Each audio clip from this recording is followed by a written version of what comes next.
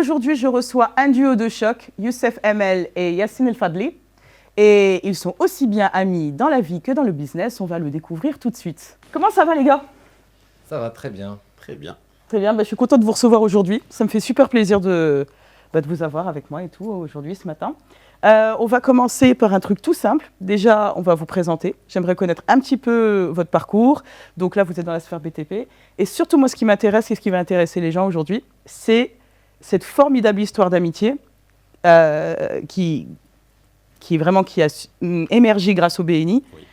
Et qui fait qu'aujourd'hui, vous êtes non seulement des amis, mais vous êtes surtout des partenaires de business et qui marchent super bien. On va parler chiffres et tout ça. Vas-y, Yassine. Donc, Yassine El Fadli, 32 ans, marié, papa d'une jolie princesse, Yasmine, que j'adore beaucoup.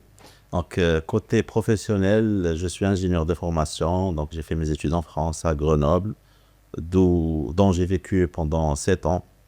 Donc, en 2019, je suis rentré au Maroc pour se lancer dans l'entrepreneuriat et notamment dans le BTP. C'est quoi ta spécialité, toi, exactement? Moi, je suis ingénieur génie civil de formation. D'accord. Et là, tu fais tout corps des... Tu as une entreprise tout corps d'État ou c'est des choses Non, spécifiques? nous, on est spécialisé dans les travaux de gros œuvres et génie civil. Donc, D'accord. pour faire court, sur un chantier, c'est nous c'est nous qui avons les grues et c'est nous qui faisons tout ce qui est structure. Donc, toute la partie grisaille que vous voyez sur un bâtiment, la maçonnerie et les enduits. Après, il y a tout ce qui est travaux d'étanchéité. Super. Bon, on n'est pas plombier, on n'est pas électricien, on n'est pas menuisier aluminium, surtout pas. Nous, on est des constructeurs en gros œuvres et étanchéité, bien sûr. Super. Donc maintenant, pour l'aluminium, d'ailleurs, c'est toi qui prends le relais, du coup. Exactement. Donc, Youssef Emel, 31 ans, ingénieur génie civil de formation moi-même. J'ai fait mes études en Allemagne, à Hildesheim, à ABK für Angewandte Wissenschaft und Kunst. Papa d'un beau gosse qui a 2 ans et demi. Je suis marié, bien sûr. Donc, moi aussi, en 2019, j'atteins Vereb et j'ai repris la gestion d'une entreprise familiale qui est spécialisée dans la menuiserie aluminium. Et après, il y a 2 ans, d'abord, j'ai créé ma propre boîte, l'entreprise Fabrif, qui est aussi spécialisée dans la menuiserie aluminium. Pour parler un petit peu de l'aluminium, nous, on fabrique des fenêtres, des portes et des façades en aluminium. Si on voit un projet, un très grand projet, c'est nous qui livrons les fenêtres et les portes de ce projet. Quand on parle des fenêtres et de l'aluminium, là, on parle des yeux des bâtiments qui sont construits par ici. Ouais, on va y venir d'ailleurs après comment cette collaboration elle s'est créée, cette synergie. Mais toi, en fait, donc tu me disais, toi, tu as fait tes études en Allemagne. Oui. Et pourquoi tu es rentré au Maroc, en fait, à la base? Parce que tu aurais pu rester, Oui, continuer bien sûr. là-dedans. Est-ce qu'il y avait une vraie volonté de reprendre une affaire familiale ou c'est vraiment des circonstances de la vie qui fait que tu as dû rentrer? Moi, j'avais des amis en Allemagne, des ingénieurs qui font le salariat. Moi, je vis le parcours d'un ingénieur qui a travaillé 30 ans dans le salariat. Moi, j'ai vu mon parcours. T'as vu, et je voulais pas je voulais me lancer sur l'entrepreneuriat. C'est pour cela que j'ai rentré au Maroc. Ouais, toi, tu as toujours décidé d'être entrepreneur, en fait. Exactement, ouais. Tu t'es jamais dit, je vais bosser pour quelqu'un. Exactement, c'était un rêve Et depuis toujours. c'était plus compliqué de le faire en Allemagne? C'était mieux de rentrer à ce moment-là? Le but depuis toujours, c'était de faire l'entrepreneuriat au Maroc, pas en Allemagne. D'accord. Ouais. Ok. Donc très C'était patriote pas et tout. Exactement. Ok, super. Est-ce que c'était un peu la même chose pour toi? Moi, je suis rentré au Maroc, c'était un appel de cœur. Voilà, parce que je me suis marié, je suis rentré au Maroc. Non, mais tu avais pas. Donc quand tu dis quand tu es rentré, tu as fait un peu. T'es rentré dans le salariat au début, en Oui, fait, au oui, Maroc. effectivement, oui. Et c'est après avoir eu cette expérience de salariat que tu t'es dit, je veux En faire ma fait, boîte ou... surtout et spécialement dans le domaine de BTP, même avec un diplôme français, un diplôme français ou international, une première, une deuxième, une troisième expérience à l'étranger, le domaine du BTP au Maroc, il a un peu ses spécificités. Donc, il faut absolument, et ça c'est un conseil pour toutes les personnes à venir, c'est d'avoir une première expérience au Maroc en tant que salarié, de connaître l'environnement, de connaître les partenaires avec qui on va travailler et bien sûr après se lancer dans l'entrepreneuriat. Mais arriver d'un seul coup directement de l'étranger et créer sa boîte ici et commencer, et je le souligne, de travailler dans le domaine du BTP. Peut-être d'autres domaines, j'ai pas de retour d'expérience, mais dans le domaine de BTP, c'est un peu dur. Donc, je suis passé par une première expérience en tant que salarié. Et après, en 2020, j'ai créé ODBM et on a lancé D'accord. l'entreprise. Et tu partages aussi justement ce retour d'expérience. Exactement, oui. Il faut aussi passer un peu par... Quand on parle du BTP au Maroc, c'est autre chose. Là, on est trop loin de ce qui se passe en Europe. dans Comme quel a dit sens? Yacine, faut venir. Soit tu as un mentor ici, soit tu as une entreprise familiale qui vont te diriger, ou bien tu vas vers le salariat pour une durée de 6 mois, 1 an, je ne sais pas combien. Comme ça, tu vas connaître les fournisseurs, tu vas connaître comment ça marche, comment on construit au Maroc.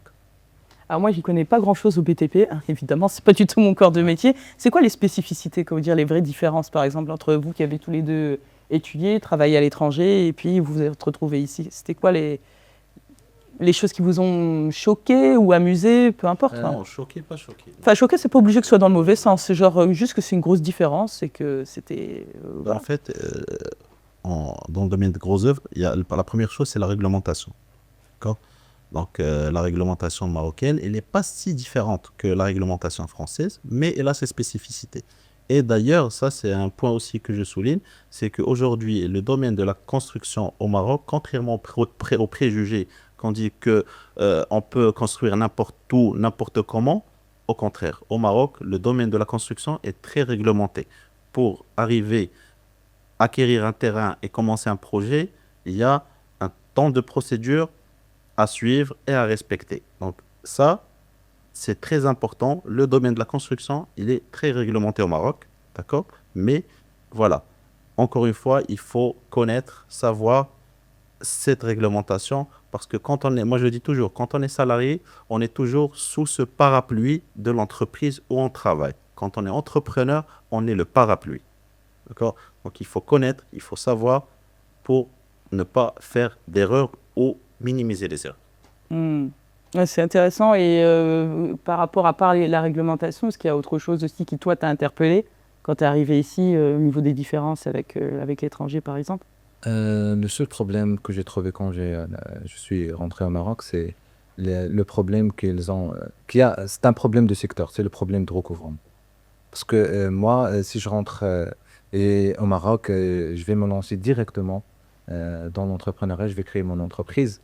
Je vais travailler par exemple avec un promoteur dans un projet avec un chiffre d'affaires de, je dis n'importe quoi, 500 000 dirhams.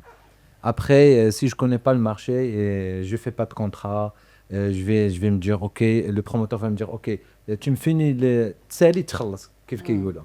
Moi, je vais faire mon mieux pour terminer le marché dans les délais donnés au promoteur. Et après, tu vas appeler le promoteur, il n'y a pas de classe, il n'y a rien. Ah ouais, donc faut vraiment être au fait et tout ça. Si maintenant, si je suis une personne expérimentée, je n'aurais pas faire ça. Je vais faire un contrat, je vais faire suivant l'avancement. Il n'y a pas comme on parle des attachements. OK, je vais dire au promoteur, OK, je vais te livrer une tâche, tu vas me payer. Et après, on passe aux tâches suivantes. Comme ça, suivant l'attachement. D'accord. Alors, alors d'ailleurs, en fait, vraiment, votre point en commun, c'est que les deux, quand vous êtes rentrés, vous n'aviez pas de réseau. Pas vraiment. Donc, toi, un petit peu avec l'entreprise familiale. Toi, pas vraiment, en fait, ou chouïa, un peu. Un petit chouïa. Un petit chouïa, mais pas un truc tout. Est-ce que c'est la raison pour laquelle vous avez rejoint le BNI tous les deux à la base? Non, réellement non. Non, réellement non. Ah, alors ça m'intéresse. Dis-moi. Réellement non. Alors, moi, quand j'ai rejoint le BNI, alors ODBM était sur la bonne voie, on avait nos projets, on travaillait. Mais moi, j'ai rejoint le BNI en 2022. Donc, depuis 2019 jusqu'en 2022, j'étais focus à l'entreprise, le travail, l'entreprise, le travail, l'entreprise, le travail, le travail, l'entreprise. D'accord? Alors, d'ailleurs, le BNI, je l'ai découvert à travers un autre partenaire dans le BTP, c'est notre cher topographe Mehdi Aman, qui m'a invité pour une réunion. Et donc, j'ai découvert le BNI, j'ai découvert le concept de la recommandation et tout ça. Et de un, cet esprit familial. De deux, de venir chaque matin, chaque semaine, pendant le mardi matin, à venir présenter les activités, présenter ce qu'on fait et nos besoins, bien sûr, à travers la demande spécifique. Ça, c'était ma première motivation. Et bien sûr, de découvrir un réseau. Et d'ailleurs, j'ai découvert, grâce au BNI, des métiers que je ne connaissais pas. D'accord ? Et d'ailleurs, pendant toute la première année du BNI, je n'ai pas reçu. D'accord ? Et ce n'était pas une raison de me démotiver. D'accord ? Et d'ailleurs, après la deuxième année et la troisième année, j'ai reçu... On va en parler, ouais, on va des parler chiffres. après. On va parler des chiffres qui sont bien pour comprendre à tout. Et c'est vrai que globalement, quand même, la sphère BTP au BNI, je dirais pas que c'est celle qui marche le mieux parce qu'il y a beaucoup de sphères qui marchent très bien, mais c'est une qui ramène le plus d'argent. On est d'accord de manière. La sphère BTP, c'est une sphère de volume. Voilà, c'est pour ça, dans la sphère BTP, on trouve des chiffres à plusieurs zéros. Pour moi, quand j'ai intégré BNI, je ne suis pas venu pour chercher du business, mais pour chercher du réseau. Ah voilà, toi, tu es vraiment rentré pour le réseau à ce Exactement, moment-là. pour les réseaux, parce que le secteur du BTP, quand tu es les chantiers, les ateliers, à un certain moment, que tu stagnes. Tu cherches le développement personnel. C'est pour cela que je voulais intégrer BNI. BNI à travers l'un de mes clients, de mes promoteurs, il est basé sur Rabat. Je le passe le salut. On était le chantier d'Yelo, une ville de Fskhirat, où il m'a dit qu'il a reçu un contre de lui. De la part de BNI, je lui ai dit c'est quoi BNI? Elle m'a expliqué. Après, j'ai visité le groupe Casa Network et après le deuxième groupe c'était Casa Edit. Là, j'ai rencontré Yassine pour la première fois et on a échangé un peu après. Ça fait Yassine, si tu veux intégrer le groupe, c'est à partir de demain. Marhaba bik. D'ailleurs, Ça comment c'est le courant binatna et après. D'ailleurs, comment ça s'est passé là, votre coup de foudre amical? Parce que c'est vraiment ça. Est-ce que c'était après avoir fait du business ou bien avant de faire du business et après le business a découlé en fait de ces... Non, notre première rencontre, quand il est venu inviter, après la réunion, on a le petit-déj, on a pris le petit-déj ensemble, on a commencé à discuter. Le feeling est passé. Mais ça, c'est bon, daz le feeling. Et d'ailleurs, j'étais vice-président du groupe. Exactement. J'étais vice-président, donc directement avec le comité des membres, on a passé l'entretien et il a été accepté. Et d'ailleurs, c'est parmi les très très bons profils. Avant qu'on parle exactement des chiffres, parce qu'on va y venir, j'ai envie de faire un petit jeu avec vous. Oui. Je ne vous ai pas prévenu, c'est fait exprès. Les infomerciales, vous avez combien de temps, Elie 40, entre 30 et 45. 30 et 40 secondes. 40 secondes, oui. Alors, et de toute façon, vous êtes spécialiste de had le jeu de toute façon, donc je pense que ça ne va pas vous dépayser. Comme vous vous connaissez super bien, vous allez faire l'infomercial et croiser. Et c'est parti, vas-y. Bonjour à tous, je suis Yassine Fadli, à la tête d'une entreprise qui s'appelle ODBM, une entreprise spécialisée en gros œuvres. Donc, si vous avez un terrain abattu, si vous avez une villa, si vous avez un projet social ou un projet de moyen standing au standing ou un projet commercial, on va réaliser votre projet dans les règles de l'art et on va réaliser votre projet dans les délais que vous voulez. Si vous voulez le construire dans un mois, on est là. Dans 2 semaines, on est là. Dans 1 semaine, on est là. Dans 1 heure, on est là. Donc, n'hésitez pas à nous contacter pour réaliser vos rêves en béton. Merci. La demande spécifique? Demande spécifique. Demande spécifique. Tous les projets qui dépassent les 100 millions de dirhams. Est-ce qu'il a bien géré? Parfait.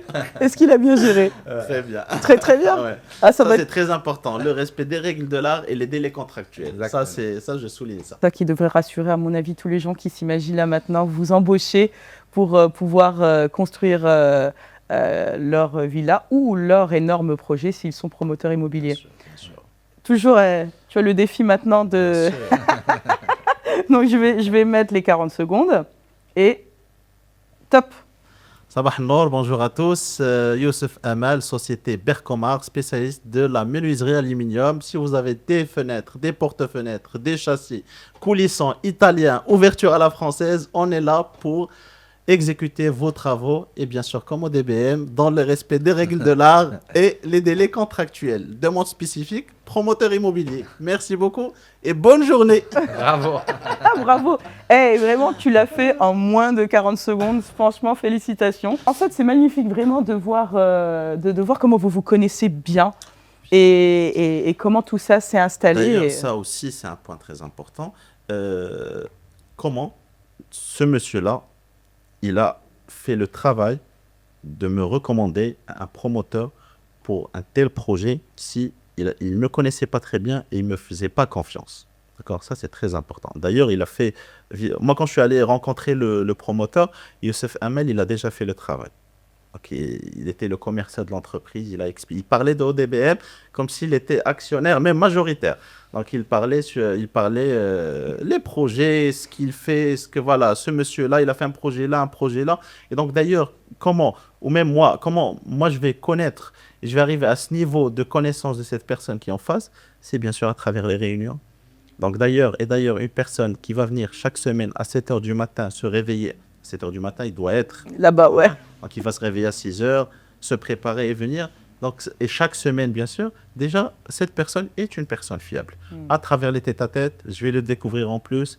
À travers hors tête-à-tête, donc, comme je l'ai expliqué tout à l'heure, on est devenus des copains, même une grande famille. Donc, ça qui va lui permettre de me recommander et de me faire confiance pour me recommander. Et bien sûr, c'est réciproque. D'ailleurs, on parle alors la dernière fois qu'on s'est vu, donc avant de préparer, en préparant justement cette interview, on a parlé de 2 recos de 82 millions et de 89 millions de dirhams. Ça, c'est à peu près le business que tu as apporté, voilà, que tu lui as apporté, Youssef. Est-ce que tu peux me raconter un peu comment ça s'est passé quand tu étais à ce moment-là sur le chantier et qu'il y a eu un besoin? C'était avec le promoteur directement, j'imagine. Il t'a dit comment, enfin voilà, raconte un petit peu comment ça s'est passé. Il t'a dit voilà, je cherche quelqu'un ou ça se passait mal et du coup, tu avais besoin d'un autre fournisseur. Raconte. Donc là, on parle d'un groupe qui est très reconnu, il s'appelle Sekani. Elles sont très actives à Rabat, à Kenitra. Et maintenant, elles construisent à Casa et à Marrakech. Donc là, moi, je travaille avec ce groupe-là depuis 3 ans. Et on était sur un chantier avec le directeur de chantier. Il m'a dit qu'elles ont un vrai besoin. Elles ont besoin d'une entreprise de gros œuvres. Directement, j'ai appelé Yassine. Il m'a envoyé la présentation de la société. J'ai envoyé la présentation au monsieur concerné. Et après, on a ramené le gars dans un lundi avec nous. Il ne pouvait pas venir et assister à la réunion, mais... il a fait de petit-déj avec nous, il a été avec Yassine. On a échangé un petit peu. Après, il a ramené le promoteur et le DG de groupe. Ils l'ont ramené à Casa. Ils ont fait un tour avec Yassine. Ils ont visité les chantiers que Yassine a construits. Et après, ils l'ont fait confiance. Super. Et donc, ce projet, il est à Marrakech, c'est ça c'est pour les deux recommandations D'ailleurs, la première est une recommandation, la première recommandation de 82 millions de dirhams, donc c'est grâce à Youssef Ahmed. Et la deuxième, c'est un deuxième projet avec le même promoteur qui nous a fait confiance encore. Sur la deuxième tranche, oui. Donc, si on n'allait pas réussir la première tranche, automatiquement, on n'aurait pas gagné la deuxième. On a bien fait les choses et on espère garder ce même rythme, ce même niveau. Et bien sûr, on est passé sur un deuxième projet à 89 millions de dirhams. Et bien sûr, un troisième et un quatrième et un cinquième. Et le meilleur à venir, Inch'Allah. Ah bah là, je crois que vous êtes parti pour. Donc là, pour le coup, donc dans les histoires, on dit les valeurs du BNI maintenant, surtout les gens qui ont déjà vu les épisodes qui sont passés avant. Ils savent que voilà, il faut donner pour recevoir et tout ça. Exactement. Donc là, tu as beaucoup donné, là, en l'occurrence à Yassine, avec tous ces chiffres énormes. Mais bon, pareil dans le BTP, de toute façon, c'est assez commun parce que c'est des très très gros projets. Tu vas d'ailleurs m'en parler un petit peu plus en détail où est-ce que ça se trouve à Marrakech. Toi, au niveau, qu'est-ce que tu as reçu aussi dans ton business? Comment ça a impacté ton business? انا في بيني كيف ما قلت لك في الاول ما دخلتش لبيني بوغ باش ناخذ لو بيزنس، حيت كيف ما قال لك ياسين ديجا لا او دي بي ام ولا ما ستافلين ولا مثلا فابريف ديجا اون ا اسي دو شانتي دخلنا بوغ لو ريزون. الحمد لله لا جو سوي تري تري فيير، جو سوي تري بيان انتوري في إليت افيك ياسين حمزه علي مهدي. الحمد لله on est une grande famille كيف كنا. Et le business ان شاء الله انا j'en suis sûr et certain que ça va venir.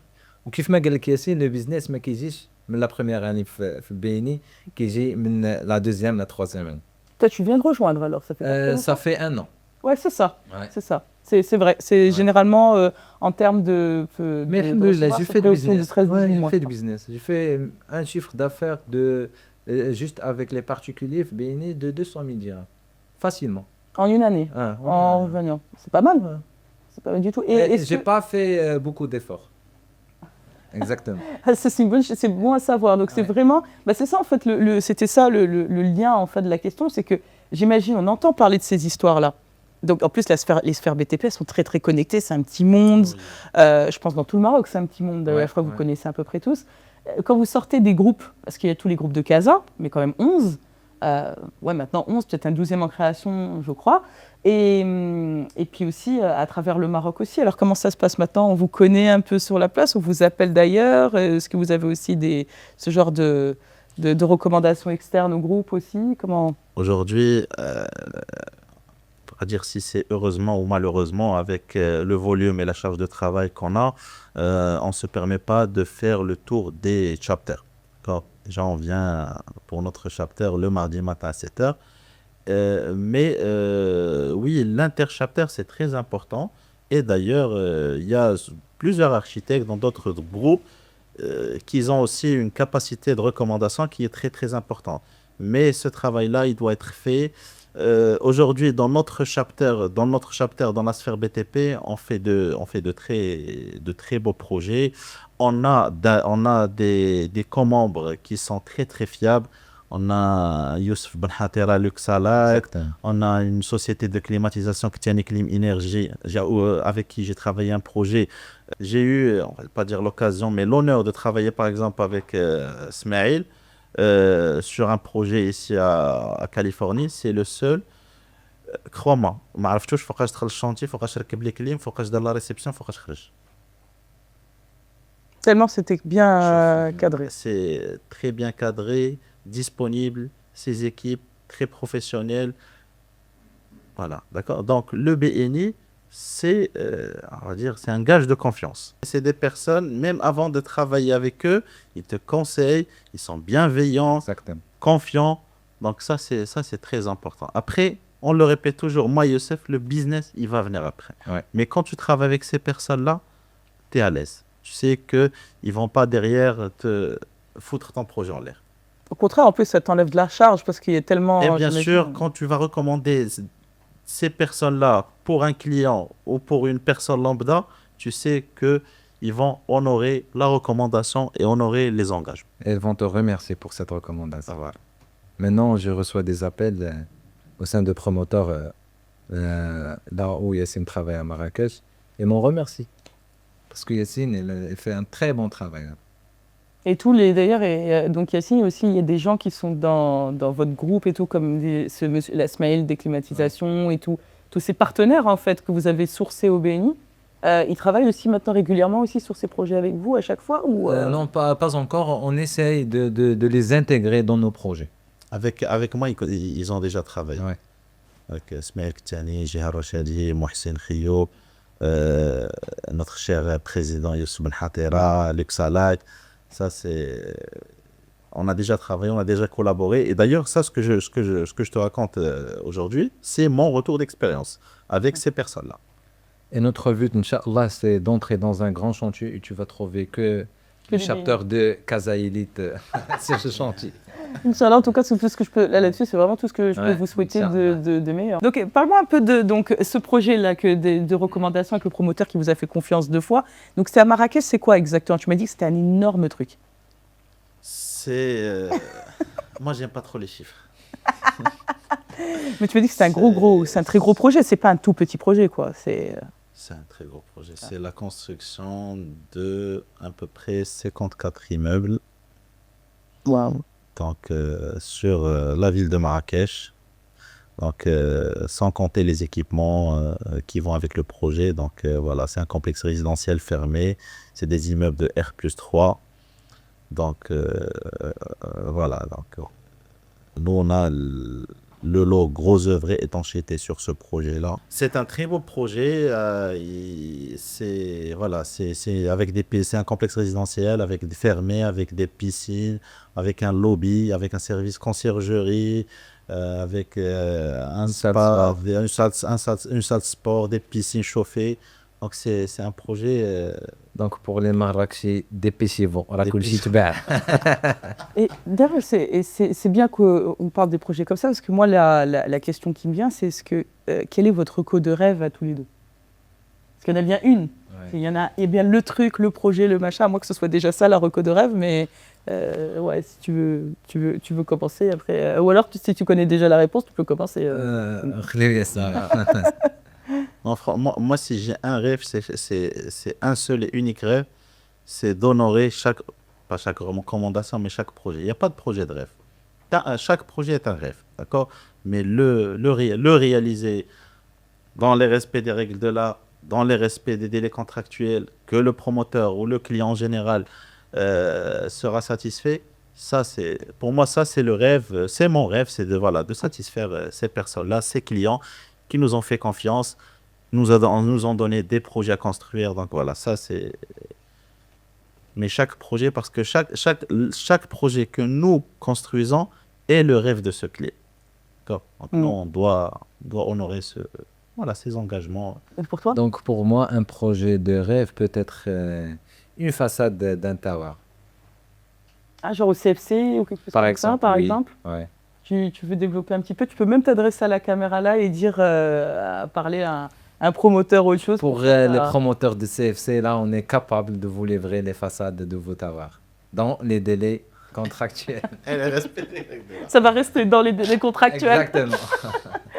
Et alors, c'est bien que vous m'ayez parlé justement, tu parlais aussi des autres, tu veux être la référence, mais il y a aussi des gens ailleurs, pas seulement au BNI d'ailleurs, qui travaillent très bien aussi et qui sont des références. Est-ce que ça vous arrive justement de vous entraider aussi entre vous ou ça reste vraiment des concurrents? Comment ça se passe dans le BTP à ce niveau-là?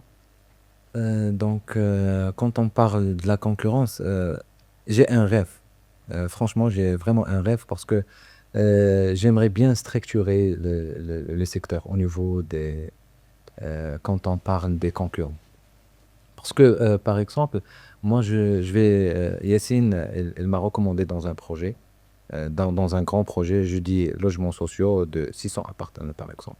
Moi, si je donne le devis, il y en a un concurrent ou bien le promoteur, il va ramener un autre gars qui est moins que toi, qui n'est pas capable de livrer le chantier dans les délais contractuels et dans les règles de l'art. Et là, tu trouves, il te dit le promoteur, le gars, il m'a donné un prix moins cher que toi de 20%. Mais là, on ne parle pas de même niveau des entreprises. Tu ne veux pas comparer une entreprise de 50 salariés avec une entreprise de 5 ou 10 salariés. Et donc, qu'est-ce que tu veux pour uniformiser tout ça? C'est quoi le secret alors, tu penses? C'est créer des fédérations. C'est créer, par exemple, on peut créer la fédération des menuisiers, que ce soit aluminium, bois, et la fédération des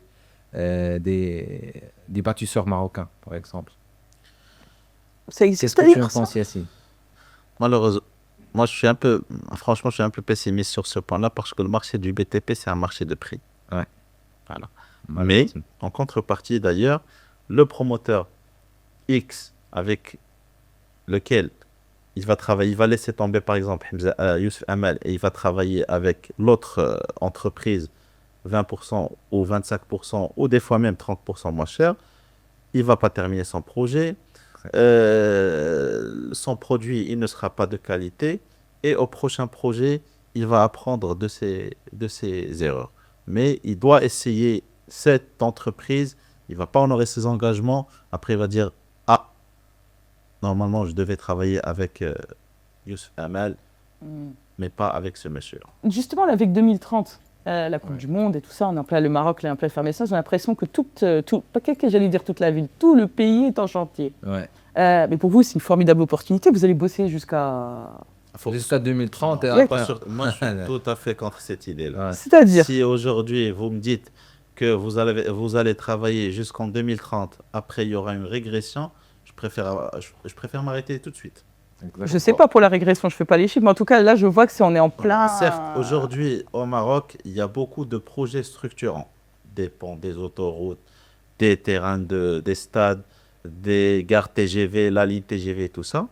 Et bien sûr, après, en parallèle, il y a tous les projets de bâtiments. D'accord? Mais je l'espère de tout mon cœur qu'après 2030, que le Maroc il va passer la vitesse supérieure. Parce que si après 2030, on va commencer, on va dire non, c'est bon, on a terminé, on a tout construit, c'est pas bon signe. Et c'est quoi la vitesse supérieure pour toi? Aujourd'hui, franchement, aujourd'hui, avec tout ce qui se construit, moi je le dis toujours, le Maroc est encore une terre vierge. Quand je prends, par exemple, la route entre Tanger et Assila, au nord, il y a beaucoup de terrains qui ne sont pas construits. Donc c'est là où il y aura la ville où il y aura l'extension de la ville. C'est ma ville, Medina Ghatkber. D'accord. Donc tous ces projets-là, moi je les vois, c'est après 2030. Donc, c'est pour ça que je dis qu'après 2030, ou entre Casa Mohammedia, ou entre Marrakech, Ben Guerir, au Maroc, toujours, il y a toujours une grande ville et la ville annexe. Une grande ville et la ville annexe. D'accord? Et entre ces deux villes, si on fait le tour un peu au Maroc, il y a encore des terrains. On parle de centaines de milliers d'hectares qui sont encore libres. Donc voilà. Et ça, c'est pour l'après 2030.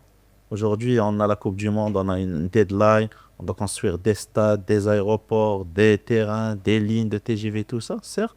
Mais il y a encore un autre Maroc qui va, Inch'Allah, démarrer après la Coupe du Monde. La Coupe du Monde, pour moi, c'est pas une fin, mais c'est un démarrage, c'est un début.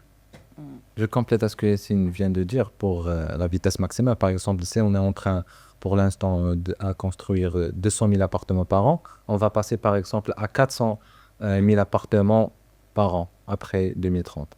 C'est ça la vitesse maximale. Tu vois. Et comme Yassine dit, on a beaucoup de terrains. On va voir des zones industrielles qui vont être déplacées de villes aux annexes. Ça va faire... ouais, normalement, il devrait avoir du boulot sur... Ouais. C'est vrai que... C'est le cas pour Marrakech. Elles sont en train de déplacer la zone industrielle à Tamsort, je pense, ou Tamsort. Oui. Ouais. Tu parles de... Comment elle s'appelle cette... Sidi Rani. Sidi Rani, Rani, exactement. ouais. Donc, Ouais. de Sidi Rani. Oui, parce que je me rappelle... Pour libérer les terrains, exactement. Il y a des constructions. Sidi Rani, aujourd'hui, est devenu un centre-ville. Donc là-bas, il n'y a plus place pour des industriels. Ouais. Donc, il faut les... Il faut le déplacer, ouais. C'est vrai que c'était vraiment le hub aussi créatif, enfin de tout ce qui est justement meubles, meublement, etc. Ouais. Machin. Donc c'est un vrai, c'est connu quoi, même dans tout le Maroc pour ça. Donc ça vous arrive de bosser avec eux aussi ou jamais en fait les gens qui sont là-bas ou c'est toujours des... En fait c'est vrai quand vous vous recommandez entre vous, mis à part le BNI, est-ce que c'est par rapport au promoteur, l'architecte qui décide comment ça se passe un peu c'est-à-dire même pour que même moi qui ne fais absolument pas du BTP, je puisse vous aider. Par exemple, on vous recommande et machin. Comment ça se passe concrètement Nous, notre première source de recommandation, c'est les promoteurs, les architectes et le bureau d'études. C'est ce qu'on appelle dans le domaine les prescripteurs. D'accord? Après, nous aussi, on a des fournisseurs avec qui on travaille. Donc, des fournisseurs, par exemple, en gros œuvres, acier, béton, ciment, briques, agglo, poutrelles, ordier, tout ça, c'est des articles avec quoi on travaille. D'accord? Donc, oui, à Marrakech, par exemple, quand je suis rentré à Marrakech, j'avais besoin de fournisseurs locaux. Donc, j'ai fait appel à mon réseau pour travailler avec ces personnes-là, pour se faire connaître se faire connaître et connaître d'autres fournisseurs. Donc, voilà. Donc, pareil pour Youssef, il a le verre, les profilés d'aluminium et tout ça. Voilà. Pour moi, principalement, pour les clients avec lesquels, bien si tu veux me recommander, nous, on travaille avec deux types de clients, que ce soit le B2B ou le B2C. Je pense, Yassine, tu travailles plus avec le B2C. Ou là, Il est ouvert à la question. Il va pas dire non. Il est ouvert. Il est on ouvert. travaille avec le. Donc pour les projets. Moi, quand je dis chef, dire non, je travaille pas, chef, moule tâche qui tâche. Exactement. Il faut jamais dire non. Ouais. Aujourd'hui, certes, peut-être que j'ai X millions de carnets de commandes. Peut-être d'ici 1 an ou 2 ans, j'aurai besoin de ces personnes, de ces types de clientèle.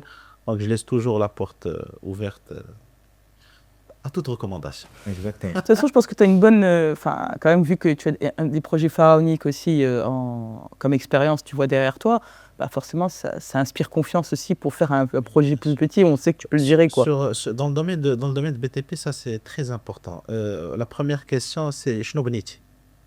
D'accord, c'est pas parce que d'ailleurs et ça c'est d'où le réseau est très important au début de ma carrière entrepreneuriale, c'est que quand je suis rentré, oui bonjour Yassel Fadlé, ingénieur génie civil, voilà j'ai fait mes études là et après شنو بنيتي. شنو درتي. Donc le premier client qui m'a fait confiance. Et d'ailleurs, notre premier projet, c'était un projet à 40 millions de dirhams. C'était la construction d'un complexe résidentiel de 28 immeubles, en R+3, sur la commune de Mansouriya. C'était ton premier client, ça. C'était mon premier client, mon premier Oui, projet. franchement. Oui. Waouh. Et comment tu as réussi à décrocher ça et tout? Vous ne connaissiez pas à l'époque. Non, Non. à travers le réseau. Et comme quoi et tout. D'où l'importance du réseau. Et en plus de réseau Et structuré. le réseau est important. Et le réseau structuré encore plus, parce que du coup, on parlait justement que ça faisait garde-fou, etc. Parce que tu sais non seulement à qui tu t'adresses, voilà. Et donc d'ailleurs, c'est vrai, c'est une bonne pour les gens qui vont se lancer dans le BTP, ou tu sais, les jeunes étudiants, on a des MRE, tout ça, qui se disent tiens, j'ai envie de rentrer au Maroc, il y en a de plus en plus, et ils osent pas, parce qu'ils ont un peu peur ou pas et tout.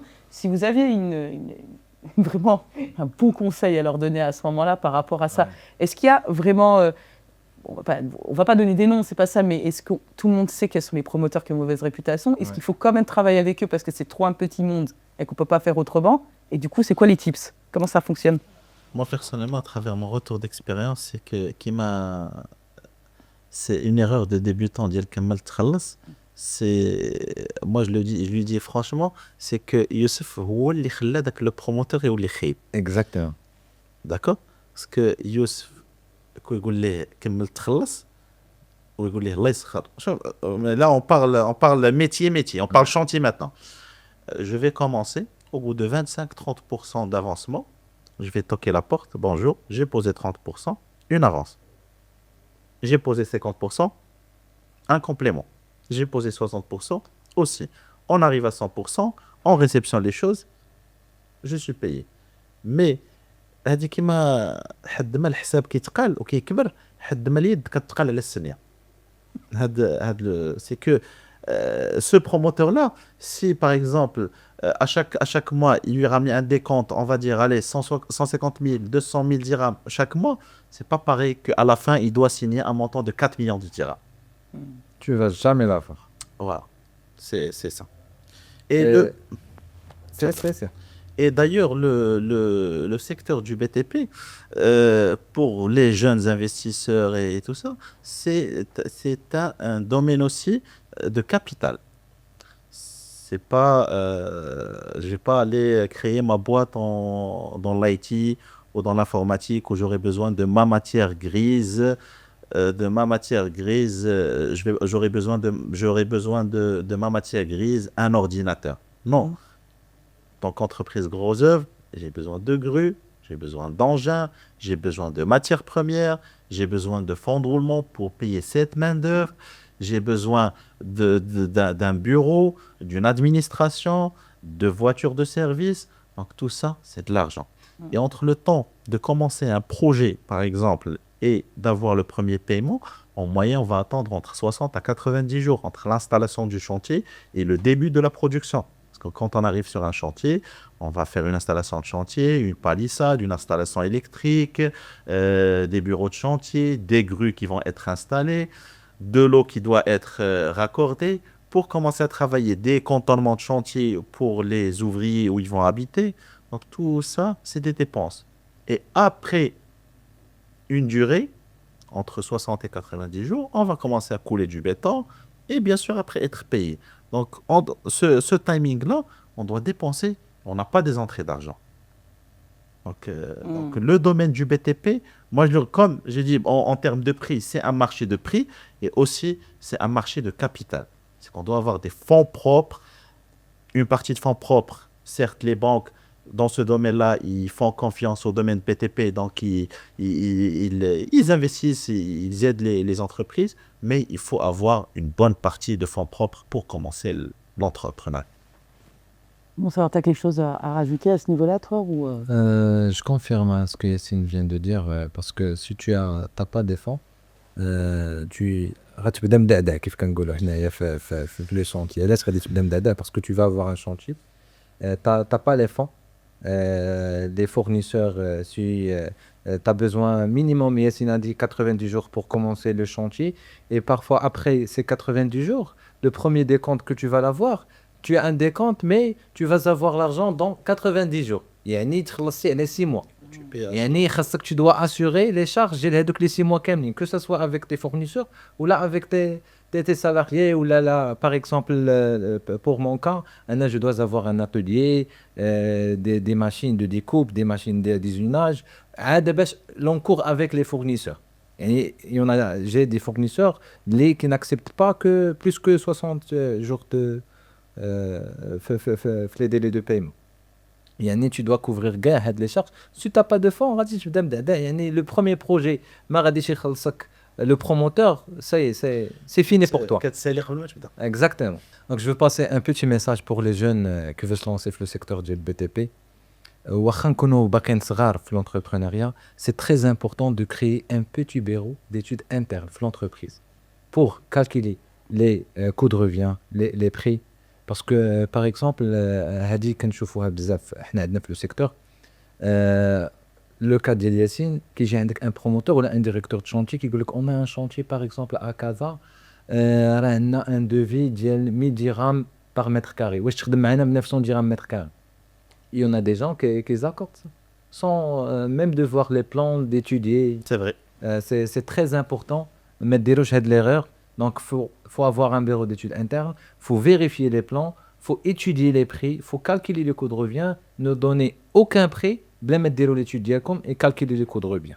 C'est très très important parce que غير un seul chantier تخدموا فيه avec un prix اللي ما غاديش يخرجكم, ça y est, c'est terminé. Il y aura pas un deuxième chantier. Ça va être très dur d'avoir un deuxième chantier ou la غير باش تخلص من les dettes dès le premier chantier. Ouais, tu parles d'expérience Ouais. en plus, malheureusement, d'expérience malheureuse. Oui. Dans ce domaine, il y a des entreprises qui achètent au dirham ou qui vendent au 80 francs. Exactement. Comment on fait? Malheureusement, je sais pas. Ou là, dans les meilleurs des cas, qui achètent les dirhams et qui vendent au dirham. Donc, on est là, créer une entreprise, on a des charges, des risques, des engagements pour rien gagner. Même que tu ne veux pas tu dois rajouter la TVA au minimum. Aujourd'hui, au Maroc, il y a des entreprises qui travaillent dans les, je dis dans les meilleurs de cas à prix coûtant. Pourquoi? C'est quoi la logique? Oui, c'est quoi leur business plan, quoi. C'est un peu ça. Je sais pas. باش تسمى خدام كيف كنقولوا حنايا لونغاج دي شونتي خدام باش ندور الحركه. En tout cas, c'est vraiment très intéressant et je pense que ça va être très utile pour tous ceux, même il y a des gens, les investisseurs qui veulent venir au Maroc, les jeunes qui veulent se lancer là-dedans, etc. Donc ça, c'est super. Je vous propose de finir en beauté avec, avec un petit jeu encore à Tani. Alors, ça va être vrai ou faux. Donc, je dis, ça va concerner le BNI et aussi le BTP. D'accord? Alors, première question. Dans le BTP, le permis de construire n'est jamais obligatoire si un projet fait moins de 200 mètres carrés. Non, faux. Moi, je le répète, le domaine de la construction au Maroc est très, très, très réglementé. Contrairement à ce qu'on pense. Contrairement à ce qu'on pense. نقول لك غير واحد ليكزامبل صغير كنعرفوه. غير الا بديتي كتقلع غير زليج من الدار, ما بديتي مع 8 الصباح, مع 8 و5 دقائق غيوقف عليك المقدم. 8 قل 5 دقائق, ماشي مع 8 و5 دقائق. Et d'ailleurs, même pour cette opération qui paraît basique de changer le carrelage de de son appartement ou le faux plafond, il faut une autorisation. رخصة من الجماعة Exactement. ديال كتسمى إصلاح خفيف. Confirme. Voilà, pour ça.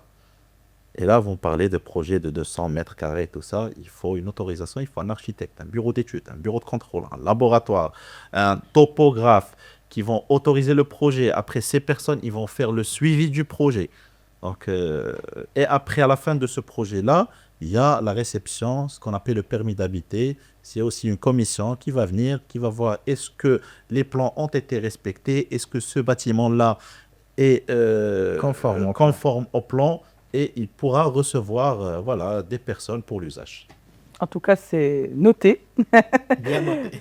C'est noté. Dans le deuxième question, dans le BNI, chaque métier n'est représenté qu'une seule fois par chapter pour éviter la concurrence. Vrai. Vrai. Ah, on a l'exclusivité. Vrai. Ça, c'est Vrai.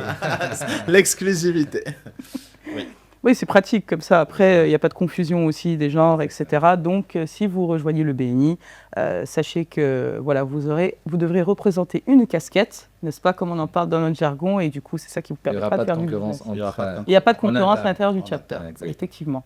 Et d'ailleurs, même la concurrence, comme on l'appelle, en inter-chapter, moi j'ai l'impression que c'est plus de l'entraide La qu'autre chose. coopération, oui. La coopération C'est- plutôt que de la, oui.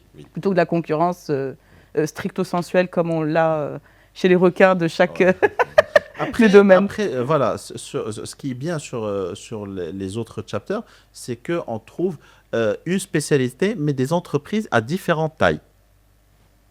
Donc ça, c'est très important. Il y a une entreprise qui ne va pas travailler un projet à moins de 50 millions de dirhams. Il y en a une entreprise qui va travailler les projets entre 1 million et 10 millions de dirhams. Donc ça, ce n'est pas de la concurrence. Mais moi, si j'aurais un projet sur lequel je ne veux pas travailler, je ne suis pas intéressé, ben, je vais le faire passer à d'autres entreprises, peut-être qui sont intéressées. Parfait. Troisième question. Dans le BT, je crois que tu as déjà répondu à celle-là, mais c'est pas grave. Dans le BTP, on finit demain veut souvent dire dans 2 mois. Au minimum. Non, j'ai compris qu'avec vous, c'était pas le cas. Donc que les gens soient rassurés, c'est vraiment... Parce que sinon, après, il y a... Nous, dès le votre démarrage- réputation vous dès le précède. démarrage du projet, on s'engage sur un planning qui est toujours joint au contrat. Donc, c'est pour ça que je le dis, un planning ou un délai contractuel. Donc, voilà. Et c'est avant de démarrer, on discute le planning. Si il n'est pas réaliste, on le dit. Et on peut le modifier avant de commencer. Parce que des fois, même les clients, ça c'est un point très important, c'est les clients, ils demandent des délais irréalistes. Ouais. C'est-à-dire, il veut son projet dans un délai de 3 ou 4 mois, chose qui n'est pas réalisable. Certes, il y aura une entreprise, elle veut juste remporter le marché, elle va dire oui, en 4 mois, non, 4 mois c'est beaucoup, on va le faire en 2 mois et demi. Mais le font en projet, 4 ans. voilà, après le projet, le font. Donc, vaut mieux être Faut être clair. clair dès le départ que s'engager et après avoir des problèmes. Parfait. Alors, dernière question. Un membre BNI dans le BTP ne donne jamais sa carte de visite, mais un devis. J'évite là. Faux. Tu donnes d'abord ta carte de visite ou c'est On mieux? donne nos références. Exactement. Voilà. Parce que Je me disais la carte de visite, bah, ça, c'était pas suffisant, je me doutais. Hein. avant de passer au devis, tu dois faire plusieurs tête-à-tête. Tu dois, comme Yassine dit tout à l'heure, Shnobniti. Tu dois montrer tes projets au client. Et la dernière étape, c'est le devis. Bah écoutez, c'est parfait. Tu voulais rajouter quelque chose peut-être? C'est tout bon pour moi. Oui, alors, dernière petite chose avant qu'on se quitte, parce que c'était super, mais voilà, toutes les bonnes choses ont une fin, malheureusement. Où est-ce qu'on peut vous trouver sur Internet?